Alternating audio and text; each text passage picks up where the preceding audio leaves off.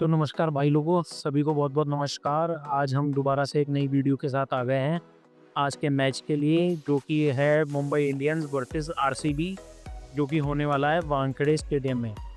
तो आशा करता हूँ पिछले मैच में काफ़ी सारे भाई लोगों ने बढ़िया पैसे बनाए होंगे। वैसे तो ज़्यादा लोगों ने इस वीडियो को नहीं देखा, लेकिन फिर भी जिसने भी देखा होगा हो सकता है कि उसने इस वीडियो को देखकर कुछ ना कुछ अपना बेहतर किया होगा। तो आज हम सबसे पहले जब बात करते हैं इस वीडियो में, वो हम बात करेंगे मैच के बारे में। तो यहाँ पर अगर हम लोग सबसे पहले बात करें प्लेइंग 11 की, तो प्लेइंग 11 के बारे में बात करें तो लगभग वही मुंबई इंडियंस के लिए वही प्लेइंग 11 रहने वाला है, जिसमें कि रिकल्टन और रोहित शर्मा शायद ओपनिंग करेंगे। उसके बाद सूर्य कुमार यादव, तिलक वर्मा, विल जैक्स, हार्दिक पांड्या, उसके बाद हमारा Mitchell Santner, Bumrah, Vignesh Puthur, and Boult और दीपक चहर। यहाँ पे एक थोड़ा-सा बस मेरे को ये चेंज लग रहा है कि यहाँ पे जो लास्ट टाइम हमारा अश्विनी कुमार खेला था उसकी जगह पे बुमराह आने के चांसेस हैं। बाद बाकी Royal Challengers Bangalore same team के साथ खेलेंगी, जिसमें कि Phil Salt, Sharma, Patidar, Virat Kohli, Devdutt Padikkal, Tim David, Livingstone, Pandya, Yash Dayal, Jos Hazlewood और भुवनेश्वर कुमार रहेंगे। तो आगे हम लोग सबसे पहले बात करते हैं भाई लोग यहाँ पे पिच रिपोर्ट की। तो अगर मैं पिच रिपोर्ट की बात करूँ तो पिच यहाँ पर जो है वो थोड़ा-सा बाउंसी पिच है।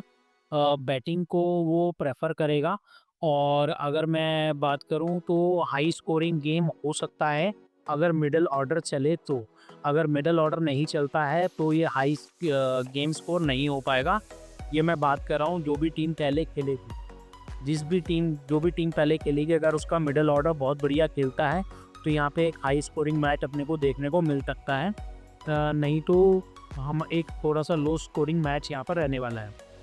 नेक्स्ट अगर हम बात करें, टोटल जो यहाँ पे मैचेज़ हैं 204 मैचेज़ में, जिसमें पहली बैटिंग करने वाले ने 87 टाइम्स विन किया है और सेकंड टाइम बैटिंग करने वाले 117 बार जीता है, 117 टाइम्स विन किया है। तो जो रिकॉर्ड की अगर हम बात करें तो कई हद तक हमें देख के ये लगता है कि जो भी टीम यहाँ पे सेकंड बैटिंग करने वाली है उसको कुछ ना कुछ एडवांटेज ज़रूर रहेगा, और सेकंड इनिंग में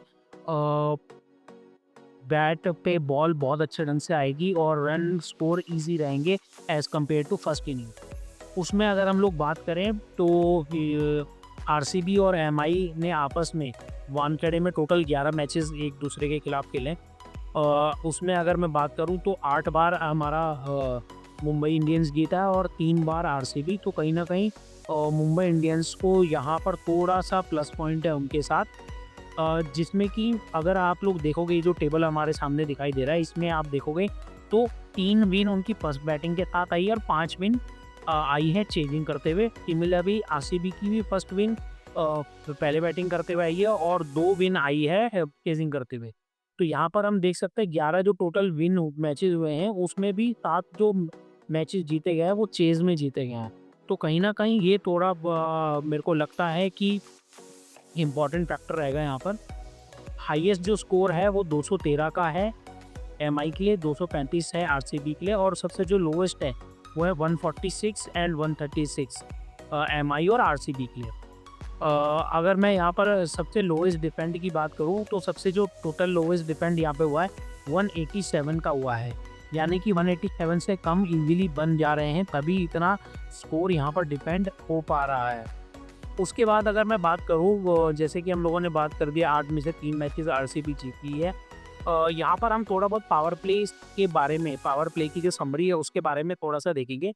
तो यहाँ पे आप लोगों को देखो टेबल एक दिखाई दे रहा होगा, जिसमें दिखाई दे रहा है फर्स्ट इनिंग आगे 2 wicket, 1 wicket, 4 wicket, 1 wicket, 2 wicket, 0 wicket, 4 wicket. तो अगर मैं ओवरऑल देखूँ 7 इनिंग, ये लास्ट 7 मैचेस की हम लोगों ने एक समरी निकाली है, जिसमें कि हम लोग देख सकते हैं कि 7 में से 6 बार विकेट गिरी, केवल और केवल एक टाइम ऐसा रहा है जब विकेट नहीं गिरी है, यानी कि 85% ऑफ टाइम विकेट्स गिरी हैं। एवरेज विकेट जो निकल कर आ रहा है 7 मैच का वो 2 विकेट निकल कर आ रहा है, क्योंकि 2, 1, 4 फिर 1, 2, 4, तो यानी कि नंबर ऑफ विकेट तो बहुत बार 2 और 2 से ऊपर गिर रही हैं। तो बहुत ज़्यादा चांसेस हैं यहाँ पर कि हमारे जो विकेट्स हैं फर्स्ट पावर प्ले में, जो भी टीम पहले बैटिंग करेगी उसके विकेट गिरने के चांसेस ज़्यादा हैं। सिमिलर वे में अगर हम लोग बात करें सेकंड इनिंग की, तो सेकंड इनिंग में आप देख सकते हो लास्ट 7 मैचेस का 0 wicket, 3 wicket, 3 wicket, 0 wicket, 0 wicket, 1 wicket, 2 wicket, यानी कि 7 में से 4 बार हमारे विकेट गिरे हैं, 3 बार नहीं गिरे, 53%। जो कि हम कह सकते हैं कि अगर टीम थोड़ा बेहतर खेलती है, जिस तरीके से एसआरएच खेल रही है, केवल उड़ा के मारना, उस तरीके से ना खेलते हुए थोड़ा सेंसिबल बैटिंग करें, तो यहाँ पर विकेट नहीं भी गिर सकते हैं। एवरेज विकेट केवल और केवल 1 का बन के आ रहा है।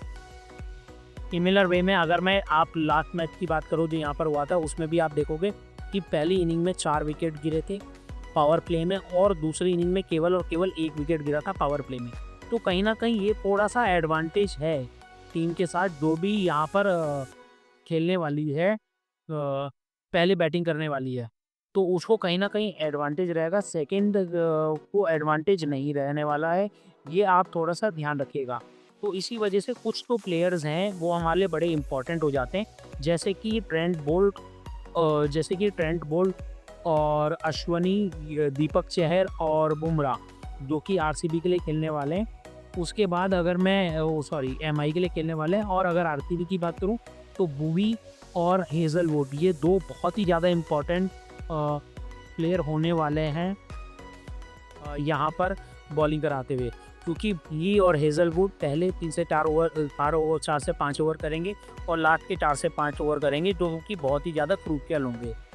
सिमिलर वे में अगर मैं बात करूँ एमआई की, तो बोल्ट पहले भी और लास्ट में भी ओवर करेंगे। सिमिलर वे में चहर भी सबसे पहले ओवर करेंगे, दूसरा, चौथा और छठा, जहाँ तक कि चहर के करने के चांसेस हैं, लास्ट में 1 ओवर करने के चांसेस हैं। अगर यहाँ पर उसके बाद मिडल की हम बात करें, तो मिडल में हमारे बुमराह आएंगी, तो यहाँ पर बहुत ज़्यादा चांसेस हैं इनके बॉलिंग के। तो यहाँ पर आप लोगों के लिए सबसे इम्पॉर्टेंट जो बात है वो मैं ये लेकर आया हूँ कि आप लोग केवल और केवल इस चीज़ पर ध्यान दीजिए कि यहाँ पर अपने को करना क्या है, कि जो भी टीम पहले बैटिंग करेगी, भाई साहब उनके विकेट गिरने तय हैं। आप ये लिख के ले लीजिएगा, और इस वजह से कोशिश कीजिएगा कि अगर आप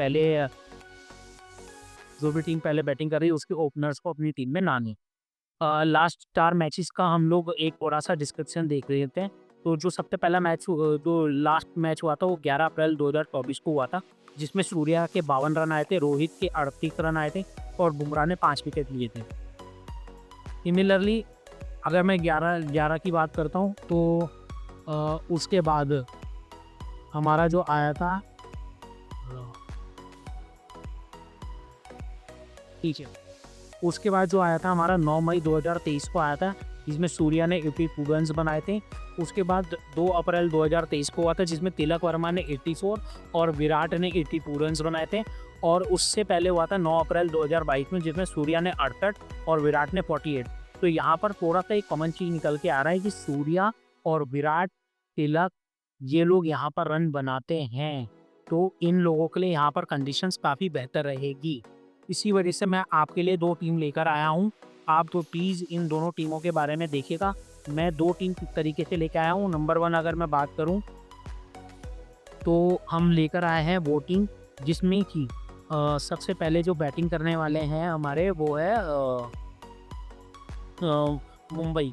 अगर मुंबई पहले बैटिंग करती है, तो यहाँ पर हम लोग 2 टीम लेकर आए हैं। उसमें हमने पहले दोनों जो हमारे ओपनर्स थे, उन दोनों ही ओपनर्स को हमने नहीं लिया है। हम लोग किस तरीके से बढ़े हैं, हम लोगों ने लिया है, यहाँ पर अगर आप देखोगे तो यहाँ पर हम लोगों ने पहले 3 कोई भी नहीं लिए हैं। विल जैक्स, रिकल्टन और नमन धीर, तीनों में से किसी को नहीं लिया है। लेकिन हमने यहाँ पे भुवनेश्वर और हेजलवुड को लिया है। भुवनेश्वर और हेजलवुड को लेने का कारण ये है कि ये दोनों पहले के 5 से 6 ओवर कराएंगे, तो बहुत ज़्यादा चांसेस है 2 से 3 विकेट गिरने की। अगर 2 से 3 विकेट गिरेंगे तो विल जैक्स, रिकल्टन और नमन धीर के गिर सकते हैं, क्योंकि सूर्य कुमार यादव और तिलक वर्मा का बहुत ही अच्छा रिकॉर्ड है यहाँ पर। सिमिलर वे में हार्दिक पांड्या का भी बहुत अच्छा रिकॉर्ड है।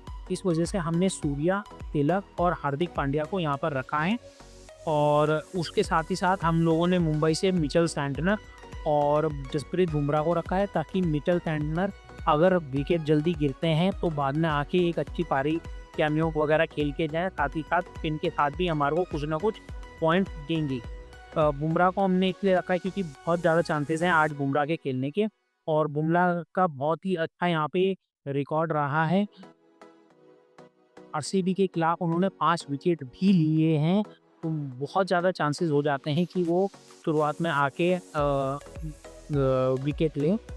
साथ ही साथ विराट कोहली के बहुत ही अच्छे रिकॉर्ड्स हैं यहाँ पर एज चेजिंग, तो इस वजह से हम लोगों ने विराट कोहली को और रजत पाटीदार को यहाँ पर लिया है। और क्योंकि बुमराह हैं तो अपने को लगता है, और बोल्ट हैं जिनके रिकॉर्ड मतलब अगर फिल सॉल्ट और पार्टिकल की बात करें तो उनका रिकॉर्ड उतना बढ़िया नहीं है बोल्ट के सामने, तो इस वजह से हमने सॉल्ट और पार्टिकल को ड्रॉप किया है। पाटीदार, लिविंगस्टोन और जयेश शर्मा को लेकर हम लोग आगे बढ़े हैं। तो ये था पहली टीम जिसके बारे में हम लोगों ने बात करी है। अब हम बात करेंगे नेक्स्ट टीम के बारे में। अगर नेक्स्ट टीम की जो हम बात करने वाले हैं वो एनालिसिस है कि अगर हमारी आरसीबी पहले खेलती है तो अपने को क्या करना है। इस इन केस आरसीबी अगर पहले खेलती है तो यहाँ पर हम लोगों ने सिमिलर वे में चीज़ों को किया है कि हम लोगों ने जो हमारे ओपनर्स हैं, ओपनर्स को यहाँ पर ड्रॉप किया है। ओपनर्स को जो हमने यहाँ पर ड्रॉप किया उसमें हम लोगों ने लिया किस को मैं यहाँ पे बता दूँ आपको। इस केस में मैंने हार्दिक पांड्या और बुमराह जो दो हमारे पेसर्स हैं उनको रखा है। फिल सॉल्ट और विराट कोहली दोनों को ड्रॉप किया है क्योंकि फिल सॉल्ट का रिकॉर्ड अच्छा नहीं हो, विराट कोहली का भी फर्स्ट बैटिंग में बहुत ज़्यादा अच्छा रिकॉर्ड नहीं है यहाँ पर, तो जो एवरेज निकल के आती है वो 22 से 23 रन की निकल के आती है। लेकिन देवदत्त पडिक्कल और रजत पाटीदार यहाँ पे बहुत ही अच्छे कंटेंडर हैं फर्स्ट बैटिंग में, जो कि बहुत ही अच्छे रन बना सकते हैं। उसके बाद लियाम लिविंगस्टन जो कि हमारे को बॉल के साथ भी मदद देंगे, जयेश शर्मा और टिम डेविड, और लास्ट में मैंने रखा है हेजलवुड को एज अ बॉलर, क्योंकि जल्दी अगर विकेट गिरेंगे और थोड़ी सी लंबी पारी खेलनी पड़े तो यहाँ पर टिम डेविड हमारे को बहुत ही अच्छा एक स्कोप दे देते हैं लास्ट में। तो ये तो हमारी टीम है दोस्तों जो हम आपके साथ लेकर आए हैं। 2-3 चीज़ें मैं एक बार दोबारा से दोहराना चाहूँगा आपको। नंबर 1 कि कोई भी अगर फर्स्ट इनिंग का जो भी बल्लेबाजी कर रहा है उसके ओपनर को ना लें। सेकेंड इनिंग में एक ओपनर को लीजिएगा। दूसरी इनिंग की अगर मैं बात करूँ, सूर्य यहाँ पे कंसिस्टेंट हैं, और जॉश अगर मैं बात करूँ ट्रेंट बोल्ट की, तो ट्रेंट बोल्ट यहाँ पर कभी भी बिना विकेट के नहीं रहे हैं। तो एक चीज़ आप लोग याद रखिएगा कि बोल्ट यहाँ पर विकेट लेते ही लेते हैं, तो बोल्ट को आप ज़रूर रखिएगा टीम में। पर बुमराह भी हैं और हार्दिक पांड्या भी हैं, तो आप देख लीजिए कि किसको आप रखना चाहते हैं। अगर आप आरसीबी पहले बैटिंग करती है तो उस केस में आप बोल्ट और बुमराह दोनों को रखिएगा, दोनों ही बहुत ही अच्छे रहेंगे। या फिर चहर और बोल्ट को रखिएगा या चहर और बुमराह को रखिएगा, यह आपको बहुत ही ज़्यादा मदद देगा। तो आज के लिए बहुत बहुत धन्यवाद भाई लोगों। आशा करता हूँ कि इससे आप लोगों को बहुत ज़्यादा मदद मिलेगी। धन्यवाद।